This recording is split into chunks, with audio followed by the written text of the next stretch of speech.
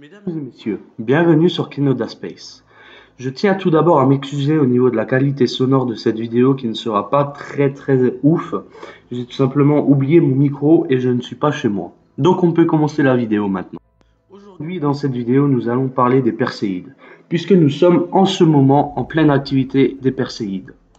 Pour commencer, je vais tout simplement vous expliquer ce que c'est les perséides. Alors, les perséides sont des étoiles filantes qui semblent venir de la constellation de Persée. Donc voilà pour la version un peu simplifiée. Je vais maintenant vous raconter la version un peu plus compliquée, plus développée. Les perséides sont un essaim de météores ou pluies d'étoiles filantes visibles depuis l'atmosphère terrestre constituée de débris de la comète Swift-Tuttle et dont la taille est comprise entre celle d'un grain de sable et celle d'un petit pois.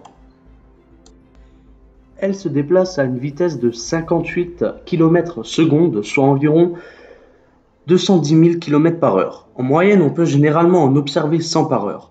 Bien que les premières traces d'observation datent de l'an 36, ce n'est qu'entre 1964 et 1968 qu'il est établi une relation entre les perséides et la comète dont la pluie d'étoiles filantes est issue. Ces météores sont observables lorsque les débris de Swift-Tuttle rencontrent l'atmosphère terrestre, soit à partir du 20 juillet environ jusqu'aux alentours du 25 août, avec un maximum habituellement situé entre les 11 et 15 août. La nuit la plus active de la nuit des perséides est celle du 12 au 13 août de 2h à 5h du matin. C'est l'essaim le plus spectaculaire et le plus populaire de l'année, étant donné qu'il se produit pour l'hémisphère nord lors de la période estivale. Maintenant, je vais vous rappeler l'histoire des perséides. Les perséides sont l'une des pluies les plus anciennes de météores, recensées par écrit. Les premiers rapports datent de l'an 36 en Chine et de l'an 811 en Europe. Les archives connues d'observation systématique de ce phénomène datent de 1779. Entre 1864 et 1868, Giovanni Schiaparelli, désolé si je prononce mal son nom, remarque que les perséides ont une orbite très semblable à celle de la comète Swift-Tuttle.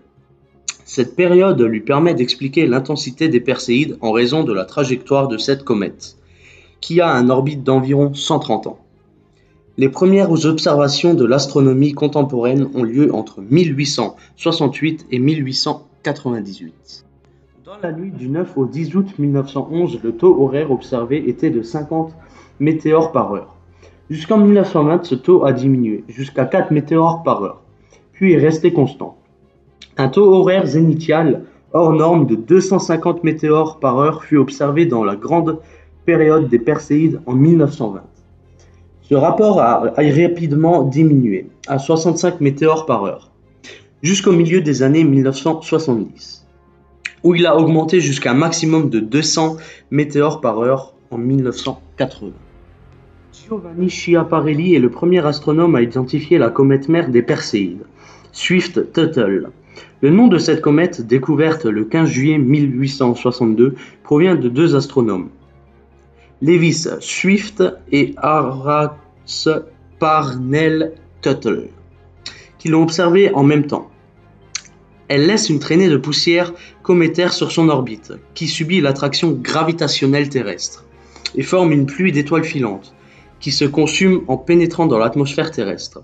La majorité des poussières rencontrées datent d'environ 1000 ans, mais quelques-unes proviennent du passage de la comète en 1862. Maintenant, je vais vous expliquer où on peut voir les perséides.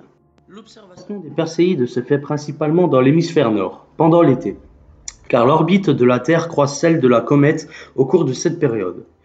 Elle est relativement facile à l'œil nu, vers au milieu du mois d'août. Elle est meilleure à l'absence de nuages, par la nuit sans lune, dans un milieu sombre avec le moins de pollution lumineuse possible. La présence des étoiles de la petite ours dans le ciel est une bonne indication que le lieu est propice à l'observation des perséides.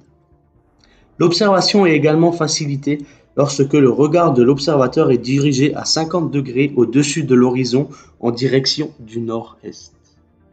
Maintenant, je vais vous donner mes conseils afin que vous puissiez observer les perséides. Tout d'abord, si vous voulez observer les perséides, mettez-vous dans un coin sombre. Il ne faut qu'il n'y ait absolument aucune source de lumière. Dans ce cas-là, un champ fera très bien l'affaire. Si la lune est de sortie ce soir-là, vos chances de voir des perséides seront réduites.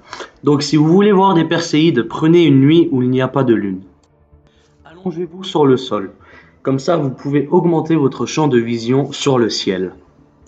Fixez un coin du ciel pendant 5 à 10 minutes et durant cette période-là, vous verrez forcément des étoiles filantes. Et le dernier conseil que je peux vous donner afin de voir les perséides, soyez très patient. Donc voilà, j'espère que cette vidéo sur les perséides vous aura plu. J'espère vous avoir éclairé à ce sujet. J'espère également que vous allez pouvoir voir des perséides grâce aux conseils que je vous ai donnés. Et sur ce, moi je vous laisse et je vous dis bonne nuit des perséides.